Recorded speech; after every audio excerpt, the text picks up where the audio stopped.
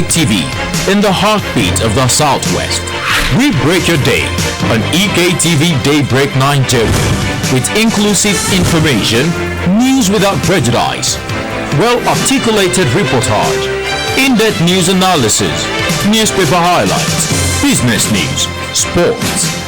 Watch EKTV Daybreak Nigeria from 8 to 10 in the morning, Mondays, Tuesdays, and Thursdays.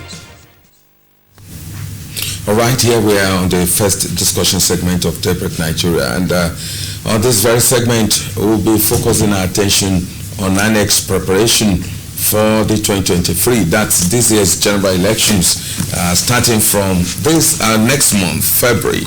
And we have in the studio two officers from the National Election Commission, that's Independent Electoral Commission. We have the PRO of the commission, Mrs. Rolake Odebumi. Madam, thank you for coming on Daybreak Nigeria. Good morning, our good viewers at home. Happy New Year, compliments of the season. And we equally have Engineer Opeyemi Aino, the ICT officer of the commission. You're welcome, Engineer. Thank you, sir. Good morning, our viewers at home. Wishing you a prosperous New Year 2023 in Jesus' name. All right, talking about INEC's preparation, PRO, how prepared is your commission for the forthcoming election? Because some people are saying maybe INEC is not ready, this and that. So how ready are you? Thank you very much. Yes. Once again, I want to let me greet the good people of Ekiti again this morning, and we appreciate you for your past cooperation. The past governorship election was a success, and without you, there cannot be us. Thank you for the cooperation. And here again, it's another time and season for another election. We'll be setting out again February 25 for the presidential election, and it concerns us very well in Ekiti State, because so many people are saying, Atishe governorship, no, we are shooting the overall leader in Nigeria, and it concerns us even most this time around. So the preparation is ongoing. We have a lot of things on ground that we have prepared. We are trying to cross our T's and dot our I's now concerning the election. We've started distribution of cards, the PVC, permanent voters card, for the past close to 2 months now. Exactly November 12 last year, 2022, we started distribution. While the display was on, we were distributing, and up till now, people are still collecting cards. Even on public holidays, collection of cards are not left out. Our offices are open, and people have been collecting their cards, and we are still doing that. Even on Friday, 6th of January 2023, for people that were not able to get their cards in our offices, probably your location is far a bit to the INEC office in your local government, because we'll be distributing the cards at the local government level. We are going to the ward center, the ward level, the RA, the registration area. Area. The people out there, they know it to be ward. That's why I said ward. So we are going to the registration area center on the 6th of January, just few days away, on Friday. We are moving the cards out so that people can actually access their cards easily. On that day, just get to where you register. You are going to get your card. If you have not been able to get your card in our offices right now, people are still in the office giving out the cards. But if you are not permitted or you are not chanced to be there, on Friday, we are going to be on the ward, at the ward level, giving out the cards till 15th of January. So it's going to end on the 15th of this month? It's not ending on the 15th. Okay. Why we are going to the ward center is because people are complaining that they are not able to access our office, their location. Probably, there are some local governments that have various towns in them that are not close to our office. Take, for example, Oye local government. The INEC office in Oye local government is in Oye town. Okay. And we have other numerous communities surrounding Oye. So for people like that are not able to travel to Oye to get their card in our office, just go to your ward level where you registered. the other time and get your card. Okay.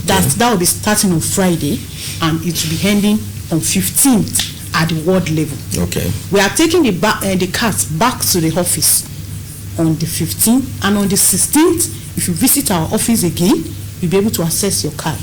At the local government? At the local government office, yes, till the 22nd January, okay. 22nd February. Okay. 22nd February 2022. That's few days. 48 hours to the election. Okay. That's when we are stopping distribution. Okay. Then on our part, we'll be able to meet with the critical stakeholders concerning this election, how it's going to be successful, how we are going to, go about it, the traditional rulers, the securities. We've been having meetings with them, meetings upon meetings, because people are really scared. They're like, if you go out that day, things like that. But we're assuring them that with the help of our security agencies, we've had it in the past. It was a success. And this one is going to be a better outing, more than the past. Because we've noticed some things in the past election concerning the Ekiti Guba election and Osun Guba election. Osun was a better performance upon Ekiti election. Okay. And this time around, we are going to have another good outing other than the two. There will be improvement. There will be over the previous one. And we are sure that your vote is going to count again. It has been counting, but people are doubting it. We are still on this game, and we are even stepping up this time around. So we are assuring you that please go and get your cards, come out on the election date and vote. Concerning the issue of security, there is no problem about that. People are saying that during governorship election, they deployed almost all the security agencies in other states to support the ones that we have here. That now that every other state will be having election, how is it going to be? Just relax. Let the day come. You will see the magic that we are going to perform. There is going to be maximum security at every polling unit, at every ward center, at every collation center, at everywhere that the election is taking place, even far from other places that we know that, okay, this place is a route to a place where they're having election. Some people might want to perpetrate some forms of, funny things. We are having every preparation of ground to curb such things, and we know that the election is going to be successful. Okay, thank you. Let's go to the ICT officer. Yes, talking about accreditation of voters. Years back we were using these card readers, smart card readers, but now there is the introduction of BVAS. What is BVAS, and how? What is the difference between BVAS and the smart card reader? What improvement has BVAS brought to the game? Thank you very much, and my esteemed viewers at home, I greet us once again. Happy New Year. Now, as the world is moving, technology also is improving. That's what we have. That's the advantage of BVAS over smart card reader. The smart card reader's device employs what we know as monomodal means of accrediting a voter, whereas BVAS employed bimodal. One is single, the other is double. So if in BVAS we employ two features. Your fingerprint, your facial expression. So we are not relying on one how do I call it now? We are not relying on one parameters. If you employ one and that one didn't go through, you employ the other. So that's why that's an improvement over smart card reader. In smart card reader, people can just gather people's cards, and the card that didn't belong to them, once that card belongs to that particular polling unit, people can just gather it and come with it. But in BVAS, that one is not possible. It's not possible. It's not possible in the sense that on BVAS, there are some features that we have on BVAS that wasn't in SCR. Like in BVAS, you configure each device to a particular polling unit. That's number one. Number two, the voter register for that unit is downloaded on the BVAS. unlike smart card reader where you only have configuration of that machine to that particular polling unit without the register of voters of that particular unit on SCR. But in BVAS, you have both the configuration to that particular polling unit and you have the entire register for each unit on each device configured for various polling units. Like Ekiti, we have 2,445 polling units. So on the day of election, each polling unit we have a machine for configured to that particular polling unit. So like in Ekiti now, we have 2,445 polling units. So on the day of election, we are going to have 2,445 beavers for each polling unit, and aside that, we still have a backup in case one malfunctions. You fall on that. So on each device you have the downloaded register of voters of that particular unit in the beaver. So it is not impossible for people to gather cards. If that card does not belong to you, there is no way you can bypass the beavers. So that's an improvement. As technology is evolving, INEC also is stepping up its game to beat the manipulators, and that's why people have been saying a lot of insinuations outside there, and the chairman of the commission said BVAS is going to be deployed for this election. Okay, yes, let's come back to the PRO. We've had cases of attacks on INEC facilities in the southeast mostly, though there was one recorded in Osun and another in Ogun. What efforts, are being put in place by your commission towards securing your facilities in the state? We're not asking you to tell us the strategy being deployed because it's a security thing, but is the commission actually stepping up its game on this very issue? Thank you very much. Concerning the places that the facilities were vandalized and some were totally destroyed, it's very, very unfortunate. And I don't know where we are going to in Nigeria. Just because they know that INEC has stepped up their games, just like my colleague said, that's why all these things are coming up. They just want to frustrate the efforts of the commission. And the chairman has said that no matter what, there is no going back. Like I said earlier on, we have the Interagency Consultative Forum on Election Security. That is the ICES. This consists of all the security agencies in Nigeria.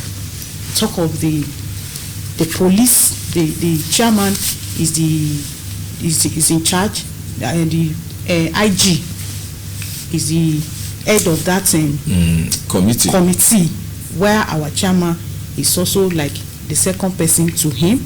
And we also have the DSS, the NSCDC, Civil Defense, we have the Army, we have the EFCC, we have all the security, all of them. Customs, immigration, all of them.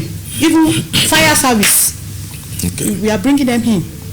So, for a good and successful outing come 2023, as the other side are planning how to frustrate us, we at this side too, we are also planning. Even we are ahead of them.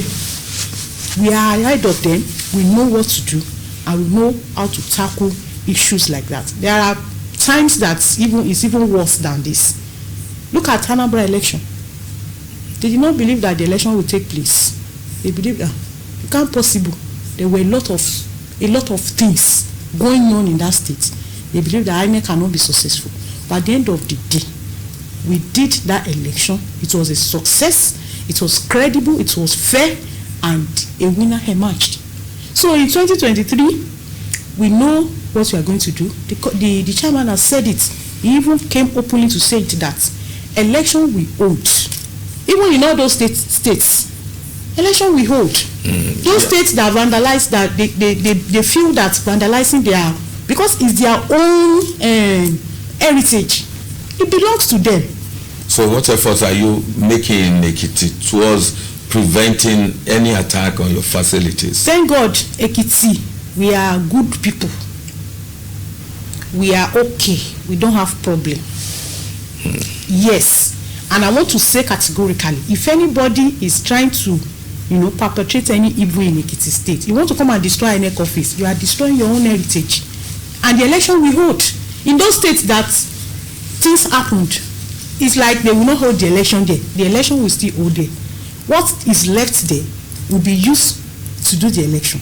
So it's not left for them. They are the one that will be at a loser hand. INEC will still continue. So I want to hold us in Ekiti. Let me just tell you the truth. In all the Federation of Nigeria, in all the INEC, in everything that we have, Ekiti is very minimal. We're having smaller units, smaller this. Our state, our local government is not large. So if we now come out now, want to start destroying the little things that we have, it's going to affect us. And it will not help us in any way. So I want to implore us, don't let us go there. We should not just think about it at all, that we want to go into what they are doing at the east, or we want to try, some things. It will not work. It will not help us. Okay, now. Although the commission is putting so many things in place, so that such will not happen. If you get our offices now, you see all these personnel deployed heavily in all our offices, even at the headquarters. Okay. They are deployed heavily so that such thing will not happen. In the night you see them, in the midnight you see them, in the morning, in the afternoon, they are there. And they are fully armed. But I know that we are good people in Ekiti, and we conduct ourselves in good manners. Okay, Mr.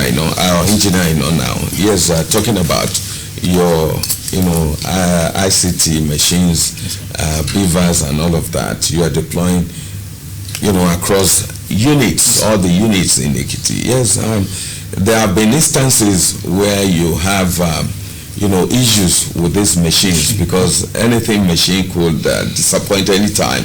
And come to think of it, the issue of, service network by service providers, sometimes they fail in giving us stable and quality networks. And what in case a machine develops a fault or refuses? Okay, there are two things now. If a machine develops faults, what would you do? That's your commission to come to the rescue of that unit. Then another one, if a machine, a beaver's machine, refuses to accredit me, even both my facial and fingerprints, what will that person do? Will that person be allowed to vote or not? What measures have you put in place for this? Thank you, Mr. Moderator. Let me first clear our doubt. People misrepresent what beavers, the functionality of beavers, present network. Now, in accreditation of voters, beavers doesn't need any network to operate. Okay. Let me just educate us on that. Okay. In accrediting a voter, you don't need network. Once the machine is configured and you are a registered voter in that polling unit, beavers will accredit you. We don't need any network to operate. That's number one. Now, number two, in case of malfunction, when I was making my assertion the other time, I talked about backups. Okay. No, INEC had gone ahead. We are not sleeping on our. We are not sleeping. We are thinking ahead. INEC is a commission that thinks ahead. So we have already thought of an eventual machine failure. So there is a backup. Once a machine refuses to work, there is a backup to replace that one. Okay. That's number one. Then number two, with the improvement of the machine, now we had it in Ekiti. Ekiti had over 100% compliance of successful accreditation, unlike the one we had in Anambra. No, Anambra, there was an outcry during that election, but for Ekiti there wasn't any outcry. Even foreign observers, they gave us a thumb up. In Anambra, was it a smart card reader that? No, it was beavers. Okay. It was beaver. There wasn't an improvement. Technology. This technology is not ours. We are we are adopting what the outside world is. So there is an improvement. So when we got to Ekiti, there was an improvement, 100% compliance. And when we had it in Osun too, there was 100% so there is an improvement, upgrade, like our phones, like an Android phones. You upgrade, your system upgraded itself.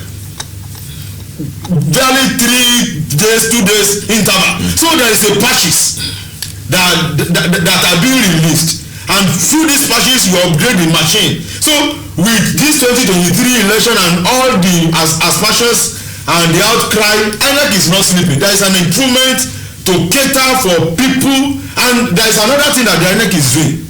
We call it migration of voters. In Ekiti, there are some places in Ekiti that you have over 3,000 register of voters. INEC is taking a step ahead. We don't want the election to extend till midnight. There was an election in 2015 that I observed, that I took part in. That election, we didn't conclude that election until 10 p.m. Both sorting, counting and all that. We didn't conclude that election until 10 p.m. And INEC is saying such a thing should not occur again. So those polling units that are over congested, INEC is looking for a way to decongest those polling so that we'll be able to manage the people on time and the election is concluded on time. So the issue of failure of machines and all that, there's nothing of such. With the steps INEC has taken, there's nothing of. We had it in Ekiti, 100% compliance, and we had an improvement in Osun, 100% compliance, and INEC is building on that, on those successes to have a better outing in 2023. Okay, yes. Before we allow you go on the program, the PRO, Mrs. Odebumi, let's now talk on of the election dates. What are the election dates, and what do you need to tell the people on how to go about the voting? Talking about the process, is it still going to be the same like we had in Ekiti? Okay, thank you very much. Yes, the election date for Presidential and National Assembly is 25th February. Okay, next month. And for Governorship and State Assembly, it's going to take place March 11th, 2023. Okay. And there is not going to be any difference. Like my colleague has said earlier, we are just improving. We have improved. We have stepped up. We have all the lapses that was observed in Ekiti. When we got to Osun, it was corrected, and the election was a success. The ones that we observed, probably we forgot to dot a particular I in the place that we discover in Osun. Now we've done everything, and we've prepared ourselves for that election. There is not going to be any difference. So people are saying that they said INEC is not going to use beavers, or we are not going to upload results through our high ref. It's not possible. What happened in Osun and Ekiti is going to happen. It's even going to be better. You will even find the results on our portal earlier. The moment the election is going on and we are uploading, you will get to find in your sitting room, the corner of your room, just log on to our high ref portal, INEC result viewing portal. Then you get to see what everything we are doing. There is no hanky panky here. Everything will be open. So there is no way somebody will just come up with, okay, you have seen 2022, for example, for a particular unit, for a party on the high ref. They now say when we get to collation center, it's no more 22, it's not 24. It's not going to happen. Whatever you see on the portal, then that's what you get to see at the collation center. That's what we collect together, and that's where we are going to declare the winner of the election. There is not going to be any politician that is sitting down in a place trying to do some things, sitting down and relax. That is the corner I'm going to. It's not going to possible. You are just wasting your time. Okay. People that are keeping cards, that they are going to, maybe they stole card, or in the process of destroying our office, they stole some card. They want to come and use it on the election day. It will not work. The beavers will not allow it to work, except you come with your own card. Tunji Salu will come with a card that belongs to Tunji Salu. That's what you are going to use to vote. If you come with my card, it will not read, it will not capture, it will not accredit. And without accreditation, there is no voting. And the voting is going to be accreditation, voting simultaneously. Okay. On the go. It's not that you accredit and you go back. No. And you now come back again to vote. No. It's going to that straight, the way it happened in it. As you are accredited, yes, as you are accredited. Ballot paper. Yes, we give them. Proceed. You go and vote. Print. And for the people that are trying to prepare for vote buying, we have prepared for you too. Yes, we have prepared for you. The Electoral Act has allowed us to prosecute anybody that's, go in that way. If you are the buyer and the seller, they will go to jail. Okay. That's what the Electoral Act has allowed us to do. Except you are not caught. And there's no way you not be caught. We have the ICPC on ground, we have the Army on ground, we have the EFCC on ground. They are not there to bully you, they are not there to disturb you. They are just there to monitor the process. And they are there to monitor so that it will go the way the Electoral Act say we should do it. Okay. INEC is a child of law, and we don't go out of the law to do anything. So what the law says we should do on that day is how we are going to present it, and we present the winner, and we assure people that your vote will count, because people say their vote doesn't count. That's why they are not coming out to vote. If your vote does not count, why are they buying it? Why are they trying to negotiate to buy your vote? Please come out that day, come and vote, come and choose the person that you want to rule you for the next 4 years or so that at the end of the day you not say, if I had known I would have voted. Come out and vote. And the INEC of the past is not the INEC that we have now. We have a new INEC, we have a redeemed INEC, and we have stepped up our goals, our gains, and we assure you that the election is going to be successful. By the grace of God. Mrs. Rola K. Odebomi, PRO, INEC, thank you for your time on Daybreak Nigeria. You are welcome. And Engineer Opeyemi, I know, INEC's ICT officer. Thank you for coming on Daybreak Nigeria. Thank you, Mr. And we wish you success. All right, the program continues after this time out with another segment, still talking about 2023 general elections with Honorable Bayo Idowu. Please stay tuned. Daybreak Nigeria from EKT